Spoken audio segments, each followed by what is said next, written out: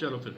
तो कल की क्लास में हम लोगों ने टाइम एंड वर्क के 3 टाइप्स देखे थे। पहला वाला था चेन रूल का, दूसरा था उसी का special case, that was reinforcement and depletion. और उसके बाद जब आयुष मना कर रहा था और आगे नहीं करना है तो मैंने एक और टाइप भी करवा दिया था, that was comparison of efficiency. अब आज हम लोग और 3 केस आगे करने वाले हैं। 3 क्या, वो 4 केस भी हो सकता है, वो सब इंटर रिलेटेड है। तो चौथा केस होता है डेज एंड एफिशिएंसी। दूसरा होता है, पांचवा केस होता है टू मैन वर्किंग टुगेदर।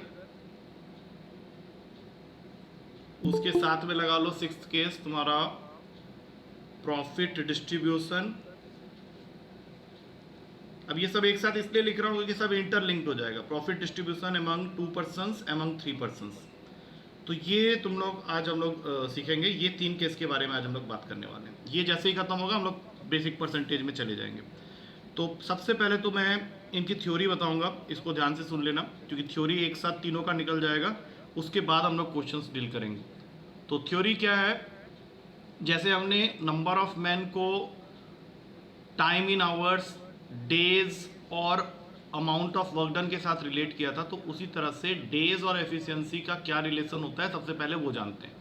अब सपोज कर लो एक आदमी को मैं कहता हूँ कि ये ज़्यादा एफिशिएंट है, किसी भी काम को करने के लिए ज़्यादा एफिशिएंट है, तो फिर उसको नंबर ऑफ डेज ज़्यादा लगेगा या कम लगेगा, ये तुम लोग को बताओ। कम लगेगा। इसका मतलब है कि efficiency is inversely proportional to day. अगर एक आदमी ज़्यादा एफिशिएंटली काम करता है तो काम को वो कम दिन में कर लेगा, और अगर एक आदमी एफिशिएंट ज़्यादा नहीं है तो फिर उसको ज़्यादा डेज लग जाएगा काम खत्म होने के लिए।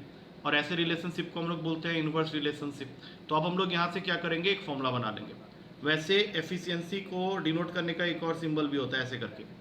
कल शायद मैंने बोला भी था जब कंपैरिजन ऑफ एफिशिएंसी लिखा था, तो यहाँ पे ये इट्टा वाला जो सिंबल होता है ये एफिशिएंसी के लिए भी होता है। तो हम लोग को अगर ये पता चल गया कि efficiency is inversely proportional to the number of days, तो यहाँ से हम लोग एक फॉर्मूला बना लेंगे, E is equals to K by D, और बन जाएगा E D is equals to K, और जो कि हम लोग को देगा E1D1 is equals to E2D2। तो एफिशिएंसी का कोई क्वेश्चन ऐसा आ रहा है जहां पे दो आदमी की एफिशिएंसी को कंपेयर करके नंबर ऑफ डेज निकालना है, तो we can go with this formula E1D1 is equals to E2D2। और हमारा जो मेन चेन रूल था, हम लोग इस एफिशिएंसी को अगर वहां पुट कर देते हैं तो एक फॉर्मूला बन जाएगा N1D1 E1T1 upon W1 is equals to N2D2 E2T2 and upon में W2। अब इस फॉर्मूला में जो चेंज आया है वो एफिशिएंसी की वजह से आया है, तो एफिशिएंसी को भी हम लोग उस फॉर्मूला के अंदर में इंक्लूड कर दिया। तो अब सोचो कि सपोज कर लो तुम्हारे पास में एक आदमी है ए, जो कि किसी काम को कर सकता है पूरा का पूरा T1 डेज में, और दूसरा आदमी है बी जो कि उसी काम को ख़त्म कर सकता है T2 डेज में। और तुम ये देख रहा है कि T1 जो है वो लेस देन T2 है। अब अगर मैं इन दोनों को एक साथ काम करने के लिए दे दूं तो ऑब्वियस सी बात है काम जो है वो जल्दी खत्म हो जाएगा। और वो टाइम कितना लगेगा ये निकालने के लिए हम लोग क्या करेंगे, एक फॉर्मूला पहले लिख लेते हैं, फिर मैं उसका डेरिवेशन दे दूंगा तुम लोग को कि अगर ये दोनों मिलके काम करें तो total time in which the work will get completed is T1 T2 upon में T1 प्लस T2।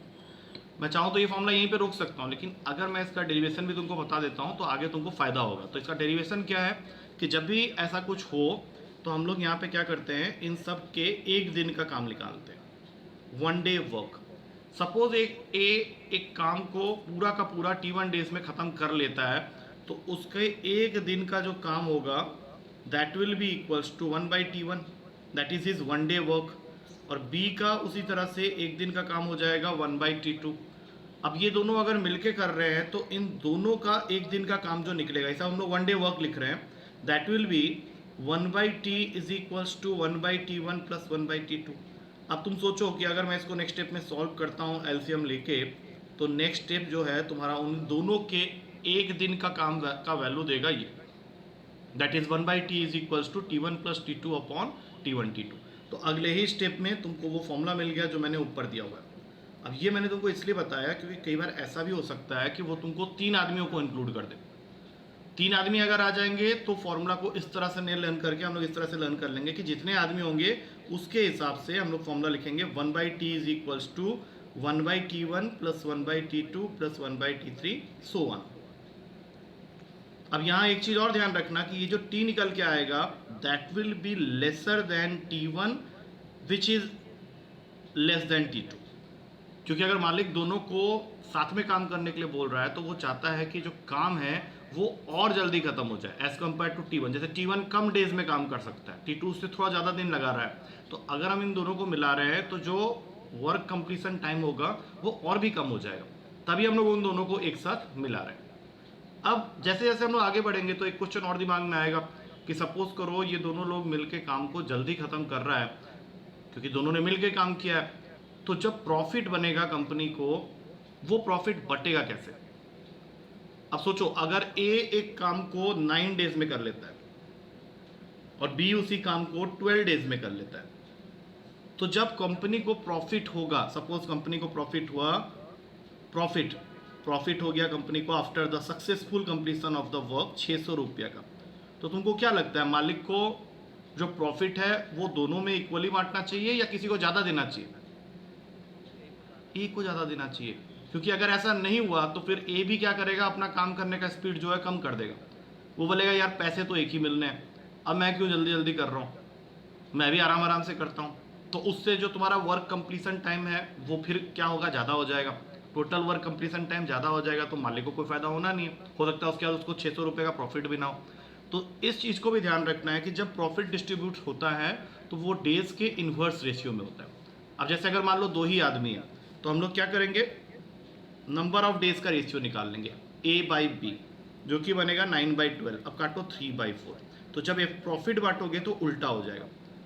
उल्टा मतलब जैसे मैंने एरो लगाया, ए को प्रॉफिट का 4 हिस्सा मिलेगा और बी को प्रॉफिट का 3 हिस्सा मिलेगा। और ये कितना होगा, तो ए के लिए हो जाएगा 4/7 इंटू 600 और बी के लिए हो जाएगा 3/7 इंटू 600। मतलब कहने का ये है कि प्रॉफिट जब डिस्ट्रीब्यूट होता है तो वो डेज के इन्वर्स रेशियो में डिस्ट्रीब्यूट होता है। और यहीं पे अगर 3 आदमी आ जाए, सपोज कर लो ए किसी काम को 10 दिन में करता है, बी उसी काम को 12 दिन में करता है और सी उसी काम को 15 दिन में करता है। अब इन तीनों ने मिलकर काम किया और काम सक्सेसफुली फिनिश हुआ और कंपनी को प्रॉफिट हुआ 3000 रुपये का। तो अब तुम लोग मुझे बताओ कि देखो, अब मैं तुम लोग से ये तो नहीं पूछूंगा कि किसको सबसे ज़्यादा प्रॉफिट का शेयर मिलेगा, वो तुम लोग बता देगा सर ए को मिलेगा क्योंकि वो कम नंबर ऑफ डेज में काम को ख़त्म कर लेता है। लेकिन यहाँ पे तुम प्रॉफिट को डिस्ट्रीब्यूट कैसे करोगे? जैसे पिछले बार मैंने क्या किया, 10 और 9 और 12 का रेशियो ले लिया और जो भी आया उसको उल्टा करके बांट दिया। अब यहाँ 3 लोग हैं, इसको कैसे करोगे बताओ? तीनों का रेशियो नहीं लेना है, तीनों के इन्वर्स करके रेशियो ले, जैसे 1/10 रेशियो 1/12 रेशियो 1/15। और जब ये तुम करोगे तो अब तुमको यहाँ पे इनको क्या करना है, सिंगल रेशियो में कन्वर्ट करना है। जैसा क्वेश्चन हम लोग पहले कर चुके हैं, 1/10 है, 1/12 है, 1/15 है। अब इसको सिंगल रेशियो में कन्वर्ट करना है, तो कैसे करोगे? 10, 12 और 15 का लेना पड़ेगा तुमको एलसीएम। अब एलसीएम ऑफ 10, 12 एंड 15 इज 60, और ये 60 लाने के लिए तुमको यहाँ पे 6 मल्टीप्लाई करना है, यहाँ पे 5 मल्टीप्लाई करना है और यहाँ पे 4 मल्टीप्लाई करना है। तो अब तुम्हारे लिए ए के लिए हो गया 6/6 plus 5 plus 4 that is 15 into 3000। उसी तरह से बी के लिए हो जाएगा 5/15 इंटू 3000 और सी के लिए हो जाएगा 4/15 into 3000। That you can easily calculate, और वहाँ से तुमको पता चल जाएगा कि ए को सबसे ज़्यादा मिल रहा है। उसके बाद बारी आता है बी का और उसके बाद सी का, क्योंकि तुम्हारा जो वैल्यूज़ है नंबर ऑफ डेज के हिसाब से होता है, तो जो जितना ज़्यादा जल्दी काम करेगा तो उसको प्रॉफिट का ज़्यादा शेयर मिलेगा। अभी मैंने 10 मिनट लगाए तुम लोग को ये 3 चीज़ समझाने के लिए। तीनों चीज़ समझ में आ गया है तो हम लोग इसके क्वेश्चंस की तरफ मूव करेंगे। We have started with days and efficiency, then 2 man working together, और फिर 3 मैन वर्किंग टुगेदर, और फिर profit distribution among 2 persons and 3 persons. बोलो समझ में आ गया क्या पूरा? ये तुम्हारे पेपर का एक क्वेश्चन दे सकता है। जितनी बातें अभी तक हमने की हैं इसके ऊपर में हो सकता है तुमको पेपर में एक क्वेश्चन मिल जाए। तो अब हम लोग थोड़ा सा क्वेश्चंस देखेंगे। सबसे फर्स्ट क्वेश्चन से स्टार्ट करो, धीरे धीरे धीरे करके उसको ऊपर लेवल पे ले जाएंगे। अभी सिंपल क्वेश्चन से स्टार्ट करो। फर्स्ट क्वेश्चन है तुम्हारा, ए किसी काम को 24 डेज में कर सकता है और बी जो है ही is 60% more efficient than A किसी काम को 24 डेज में कर सकता है और बी उससे 60% ज़्यादा एफिशिएंटली काम करता है। तो तुमको बताना है बी अलोन कितने दिन में काम को कर लेगा, और फिर एक और पार्ट है क्वेश्चन का कि ए और बी दोनों मिलके उस काम को कितने दिन में कर लेंगे। मतलब question has got two parts कि बी अगर अकेले काम करेगा तो कितने दिन में काम खत्म होगा, और ए और बी दोनों मिलके काम करेंगे तब काम कितने दिन में खत्म होगा। चलो करो देखें जरा।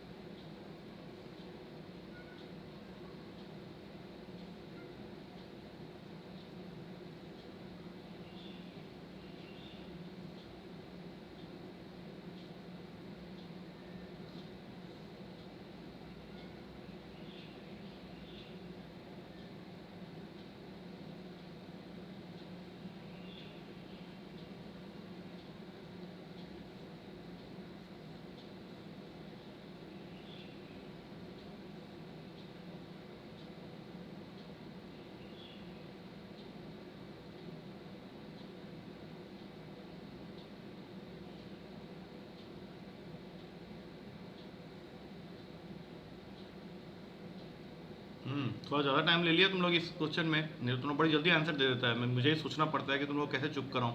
आज पहले ही चुपचाप हो गया बैठा हुआ, क्या बात है? आता नहीं है या समझ में नहीं आया, क्या हो गया? मतलब हम लोग जो अभी डिस्कस किए हैं उसी से रिलेट करके करना है क्वेश्चन को, ऐसा नहीं तुम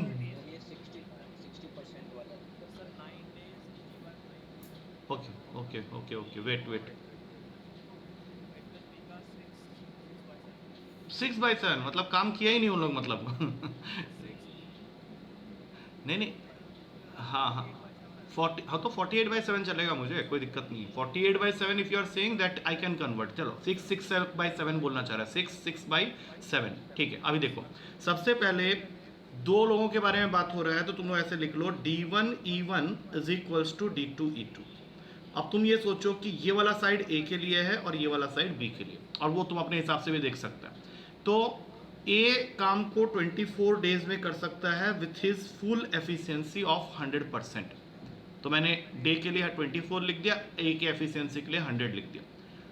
और बी जो है वो ए से 60% ज़्यादा एफिशिएंट है, तो सिंपली यहाँ पे 160 कर दो और इसका डेज निकाल लो। अब डेज निकालने के लिए जो कैलकुलेशन तुमको करना है वो बहुत सिंपल है। 20 के टेबल में काटो, 5 8 हो गया, 8 इसको पीट देगा 3 में, तो बी का नंबर ऑफ डेज हो गया 15 डेज, जो कि होना ही था क्योंकि वो 60% ज़्यादा एफिशिएंट है। तो बी अलोन का आ गया 15 डेज। अब ए अलोन और बी अलोन का नंबर ऑफ डेज हम लोग को पता चल गया है, and just now we have written that formula जिसके according T is equals to होता है T1 T2 upon T1 plus T2।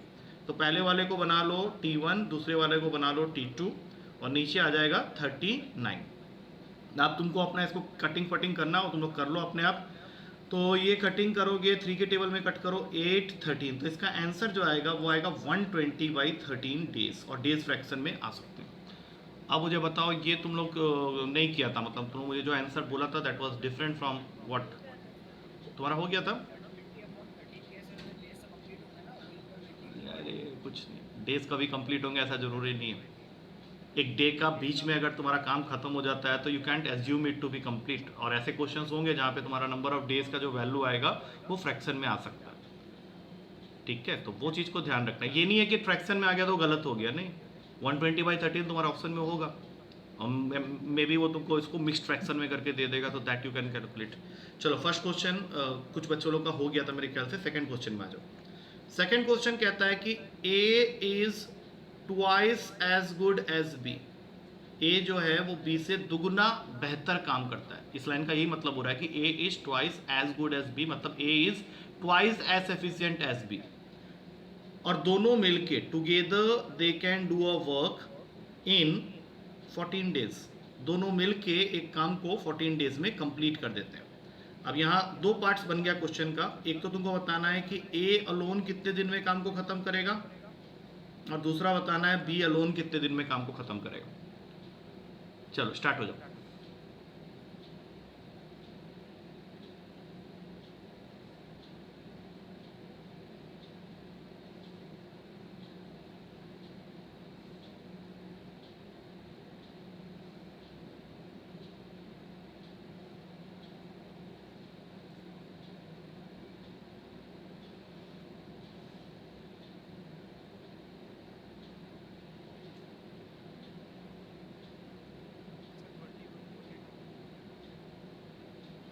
Twenty one and 42, किसका 21 किसका 42, एक बार जल्दी से बता दो।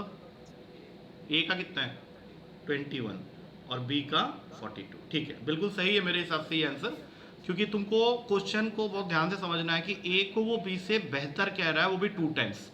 तो हम लोग यहाँ पे दो बातें सोच सकते हैं कि ए को 2x डेज लगेगा, बी को x डेज लगेगा, या फिर सोचेंगे ए को x डेज लगेगा, बी को 2x डेज लगेगा, लेकिन इसमें से एक ही सही है, दूसरा गलत है। अब ये डिसाइड करने के लिए क्वेश्चन को एक बार दोबारा पढ़ो। क्वेश्चन कह रहा है कि A is twice as good as B, इसका मतलब है कि ए का जो नंबर ऑफ डेज होगा वो बी के तुलना में कम होना चाहिए, तब जाके तुम बोलेगा कि A is twice as good as B. तो इस हिसाब से कौन सा वाला पार्ट सही हुआ, फर्स्ट वाला या सेकंड वाला?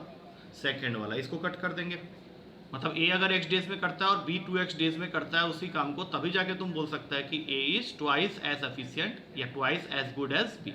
अब टोटल वर्क कंप्लीशन टाइम के लिए अपना फॉर्मूला पहले ही मौजूद है, T is equals to T1 T2 upon T1 plus T2। ये तुमको 14 दिया हुआ है, इसको T1 बना लो, इसको T2 बना लो, तो x इंटू 2x अपॉन में 3x, x से x कैंसिल हो गया। अब ये 2 इसको काट देगा 7 में, यहाँ से x का वैल्यू आ गया 21। तो ये जो x था ये तुम्हारा आया a के लिए, और b क्या है 2x है, तो वो 42 डेज हो जाएगा, तभी जाके तुम कंबाइंड निकालेगा तो उनका 14 डेज बनेगा। क्लियर है ये चीज, कंसेप्ट क्लियर हो गया। अगले क्वेश्चन में चलें, देख लो एक बार, समझ में आ गया है? यस सर, चलो फिर आगे बढ़ जाते हैं। अब थर्ड क्वेश्चन कह रहा है कि A is thrice as good as B, मतलब तिगुना बेहतर है, A जो है वो B से तिगुना बेहतर है, thrice as good as B, and hence takes 10 days less, and hence takes 10 days less to complete a work than B। और वो तो होना ही था, क्योंकि अगर A B से 3 times बेटर काम करता है तो उसको 10 दिन कम लग रहा है to complete a work than B। अब इस क्वेश्चन में वो फिर से तुमसे 3 चीज़ें पूछ रहा है। पहला, A अकेले काम को कितने दिन में कर लेगा, B अकेले काम को कितने दिन में कर लेगा, और A और B दोनों मिला के काम को कितने दिन में कर लेंगे, ये तुमको निकालना है।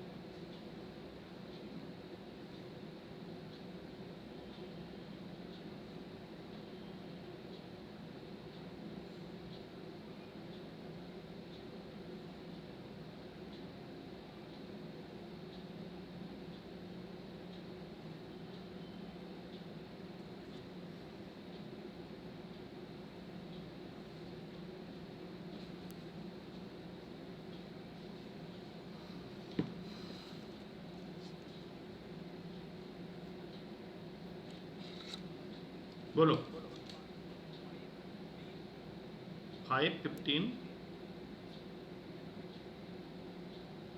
और तीसरा पार्ट, हाँ हाँ ओके ठीक है, करते हैं।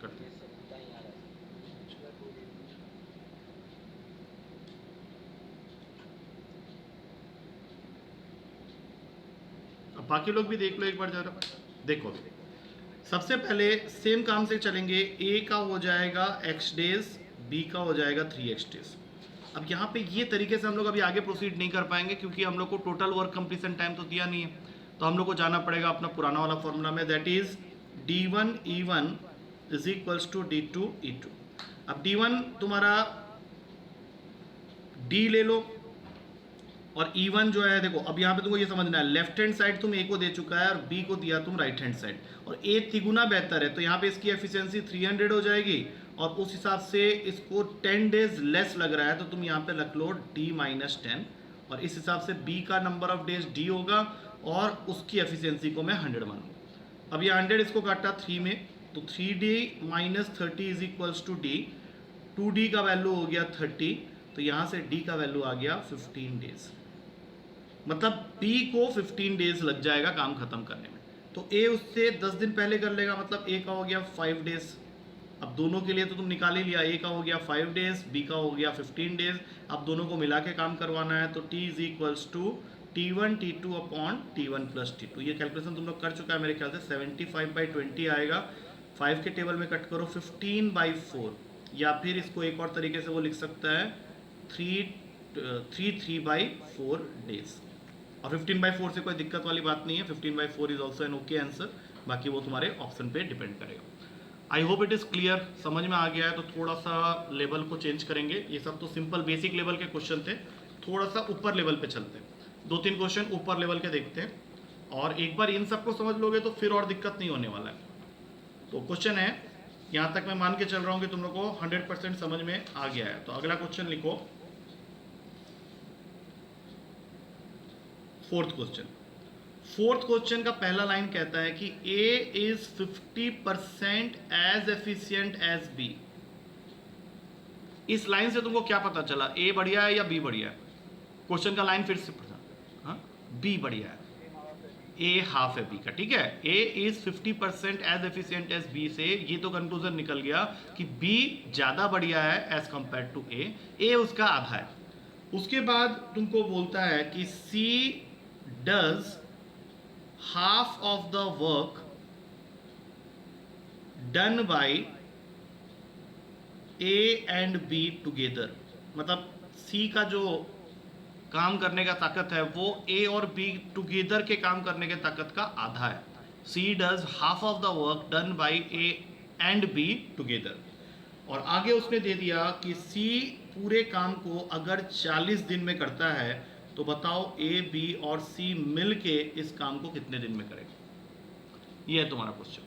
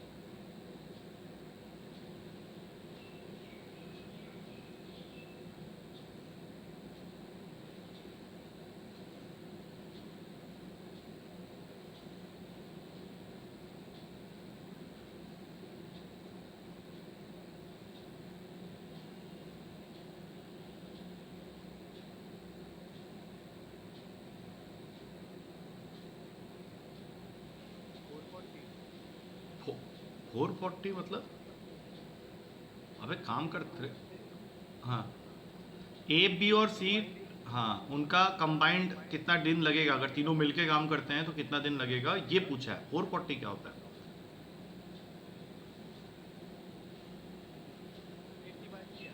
80/3। चलो अभी देखना पड़ेगा क्या है, सही है क्या है, 80/3 है या कुछ और है, अभी पता चलता है। देखो एक एक करके क्वेश्चन को पकड़ते हैं। अच्छा, पहले लाइन से तुम लोग मुझे ये तो समझा दिया था कि A जो है वो B की तुलना में आधा एफिशिएंट है। तो इस बात को मैं इस तरह से लिखूंगा सॉल्यूशन में कि अगर B को x डेज लगता है किसी काम को खत्म करने के लिए, तो A को 2x डेज लगेगा। ये लिख सकते हैं हम लोग। इस लाइन से ये बात क्लियर हो जाता है कि A is 50% as efficient as B। अब सेकेंड लाइन क्या कह रहा है कि C does half of the work done by A and B together. इसका मतलब है कि अगर C 40 दिन में कोई काम को करता है, तो A और B दोनों मिलकर अगर करेंगे तो यही काम 20 दिन में हो जाएगा। तभी तो तुम बोलेगा कि C does half of the work done by A and B together. अब बताओ, इतना तक समझ में आ गया तो उसके बाद क्वेश्चन में कुछ खास नहीं यार समझ में। सी जो है वो 40 दिन में काम कर रहा है, ये क्वेश्चन तुमको दिया हुआ है। और साथ में क्वेश्चन ये भी कह रहा है कि C does half of the work done by A and B together. मैंने तुमको इस लाइन का मतलब अभी थोड़ी देर पहले समझाया था। इसका मतलब ये हो रहा है कि सी का जो कार्य क्षमता है वो ए और बी जब दोनों मिलकर काम करें तो उसका आधा हो जाता है। तो अगर सी 40 दिन में काम कर रहा है तो उसी काम को अगर मैं ए और बी दोनों को एक साथ दे दूंगा तो वो लोग 20 दिन में कर देंगे। और ये तो होना ही है, ऐसा तो होगा ही, क्योंकि ए और बी दोनों मिलके कर रहे हैं तो उनका जॉइंट एफर्ट की वजह से वो सी से तो ज़्यादा ही काम कर पाएंगे। तो ए और बी दोनों मिलके उसी काम को 20 दिन में कर लेंगे जो काम सी 40 दिन में कर रहा है। और बस उसके बाद तुमको क्या करना है, इनको और इनको कंबाइन करना है, क्योंकि कंबाइंड वर्क का फॉर्मूला तो अपने पास है ही। तो T is equals to T1 T2 upon में T1 प्लस T2, जिसमें से ये जगह आ जाएगा T के लिए 20। T1 और T2 अपना तुम x और 2x को बना लो, तो यहाँ पे आ गया 2x², ये बन गया 3x। एक एक x कटा, 2 से इसको काटो 10 हो जाएगा। अब निकाल लो यहाँ से, ये तुम्हारा x का वैल्यू को दे रहा है 30, x 30 मतलब b का नंबर ऑफ डेज आ गया 30, a हो जाएगा 60 क्योंकि वो 2x है तो वो 60 हो गया, और c तो हम लोग को पहले से ही 40 दिया हुआ था।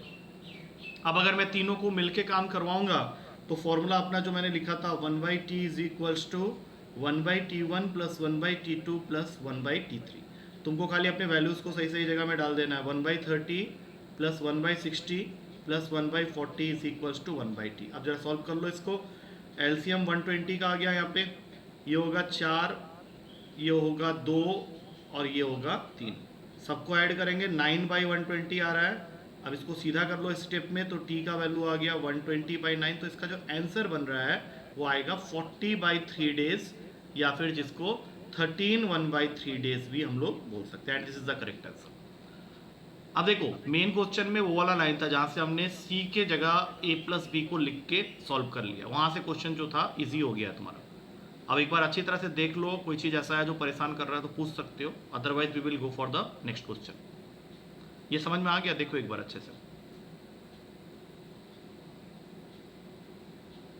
कोई चीज़ नहीं समझ में आ रहा है तो वो भी पूछ सकते हो, कोई चीज़ ऐसा है जो दिक्कत कर रहा है तो वो भी पूछ सकते हो। Is it clear? आ रहा है समझ में क्या चीज़ हो रहा है ना? क्लियर है? तो तुम लोग यस सर, एक जन क्या बोल रहा है, बाकी लोग भी थोड़ा सा उसको रेस्पॉन्स करते रहो। हाँ चलो नेक्स्ट क्वेश्चन में आ जाओ। नेक्स्ट अपना होगा 5th क्वेश्चन। ऐसे ही पैटर्न में एक और क्वेश्चन है। अच्छा ये क्वेश्चन क्या कह रहा है कि ए और बी दोनों मिलके एक काम को 5 दिन में कंप्लीट कर देते हैं। ए और बी अगर अपने नॉर्मल एफिशिएंसी से काम करें तो वो काम को 5 दिन में कंप्लीट कर देते हैं। ये क्वेश्चन का पहला लाइन है। अच्छा दूसरा लाइन क्या कहता है कि ए अगर अपनी एफिशिएंसी के ट्वाइस में काम करे, if A worked twice as efficiently and B worked at 1/3 of his efficiency. अब यहाँ पे हम लोग थोड़ा मस्ती कर रहे हैं, जैसे ए क्या कर रहा है अपने एफिशिएंसी का ट्वाइस पे काम कर रहा है, लेकिन बी अपनी एफिशिएंसी का 1/3 में काम कर रहा है, और इस केस में ये दोनों मिलके उसी काम को खत्म करते हैं 3 दिन में।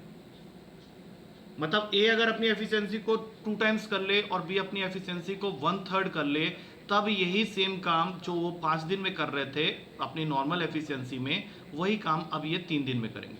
तो अब तुम्हारा क्वेश्चन तुमसे 3 चीज़ें पूछ रहा है कि ए अकेले इस काम को कितने दिन में कर सकता है, बी अकेले इस काम को कितने दिन में कर सकता है, और ए और बी दोनों मिलके करेंगे तो काम कितने दिन में होगा। नहीं ये वाला नहीं पूछ रहा है क्योंकि ये तो हम लोग ऑलरेडी दिया हुआ है 5 डेज।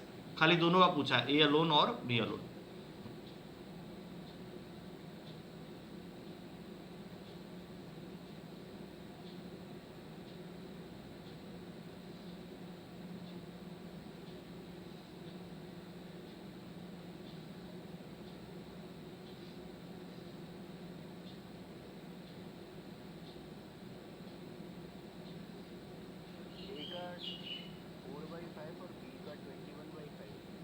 ए का 4/5 मतलब काम किया या ऐसे ही आया और चल दिया? 4/5 कैसे हो सकता है सोचो, मतलब वो किया ही नहीं काम, ऐसा कुछ आ जा रहा है। Okay wait wait wait,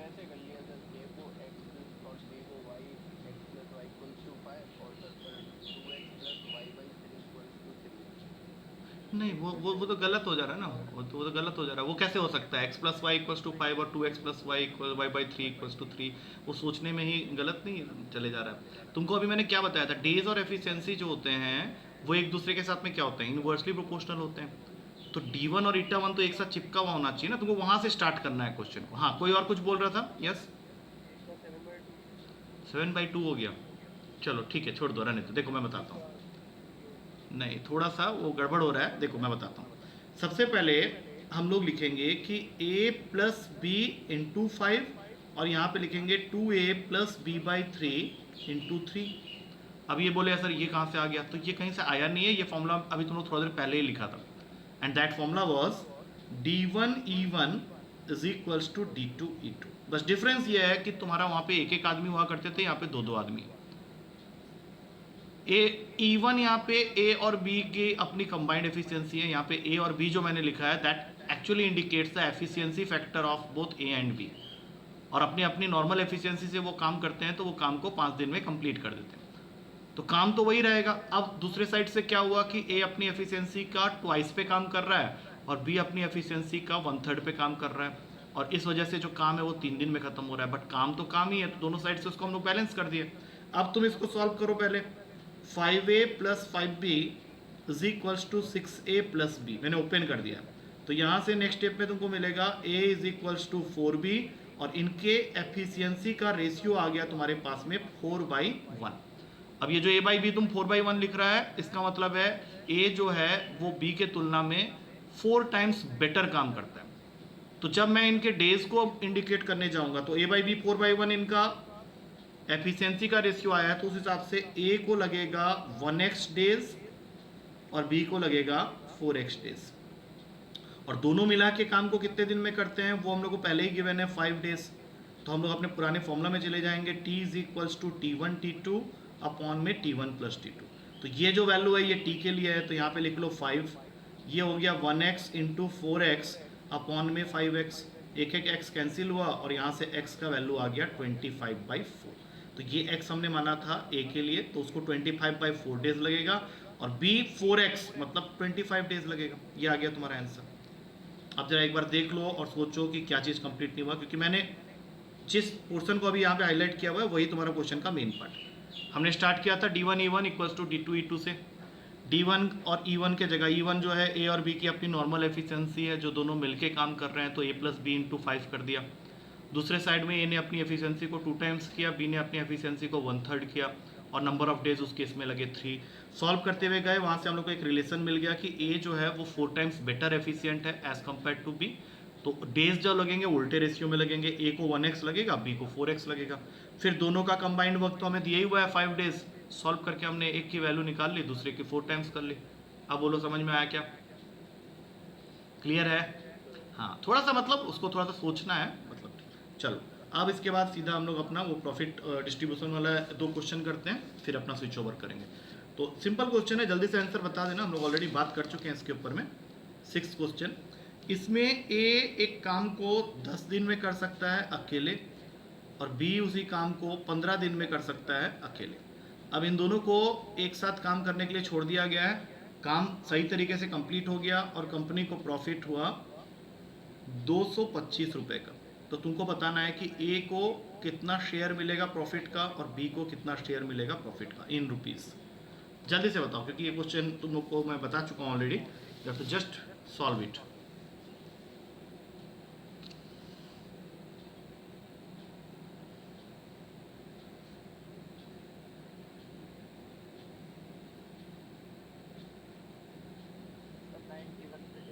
ninety हो गया किसके लिए? ए के लिए? नहीं, ए के लिए 90 होगा, फिर फायदा क्या हुआ? हाँ, बी के लिए 90 होगा। हाँ, इसलिए मैंने पूछा 135। हाँ, अब देखो एक चीज समझ लो, मैंने जो स्टार्टिंग में बोला था फिर से एक बार रिपीट कर देता हूँ। इनके डेज का रेशियो जो निकलेगा उसके ठीक उल्टे रेशियो में पैसा बटेगा। ए बाई बी निकला डेज का रेशियो 2/3 का, तो प्रॉफिट का 3 पार्ट मिलेगा ए को आउट ऑफ 5, और बी को मिलेगा प्रॉफिट का 2 पार्ट आउट ऑफ 5। किस प्रॉफिट का? That is 225। अब इसको कट कर लो, यहाँ से तुम निकाल ही सकता है, ए 135 आएगा और यहाँ से कट करोगे तो ये आ जाएगा तुम्हारा 90। अच्छा, उसी तरह से एक 3 वाला भी कर लो। x किसी काम को कर देता है 2 दिन में, y उसी काम को कर देता है 3 दिन में, और z उसी काम को कर देता है 4 दिन में। अब ये तीनों लग गए साथ में काम करने और काम खत्म हुआ, प्रॉफिट हुआ 3900 रुपीज़ का। तो बताओ x, y और z का इंडिविजुअल शेयर्स कितना कितना हुआ? ये कर सकता है तुम, अभी जस्ट मैंने बताया था, तो जल्दी से इसका आंसर बताओ।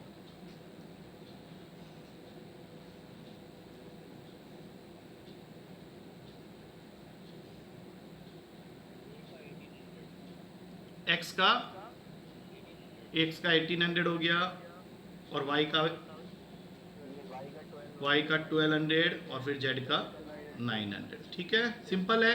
मैंने जस्ट अभी बताया था, इसका उल्टा रेशियो ले लेंगे, डेज का उल्टा 1/2, 1/3, 1/4, एलसीएम लिया 12 का बना, तो ये 6, ये 4, ये 3। तो x निकालने के लिए तुमको लिखना है 6/13 into 3900 which will give you this answer. y के लिए हो जाएगा 4/13 इंटू 3900, ये देगा तुमको 1200, और जो बच गया 3/13 इंटू 3900, ये तुमको 900 देगा। तो आई होप ये तीनों केस तुम लोग को समझ में आ गए अच्छी तरह से। तो यहाँ पे एक छोटा सा वो ब्रेक लेंगे, उसको स्क्रीन रिकॉर्डिंग को रोकेंगे और फिर सीधा चलेंगे बेसिक परसेंटेज की तरफ।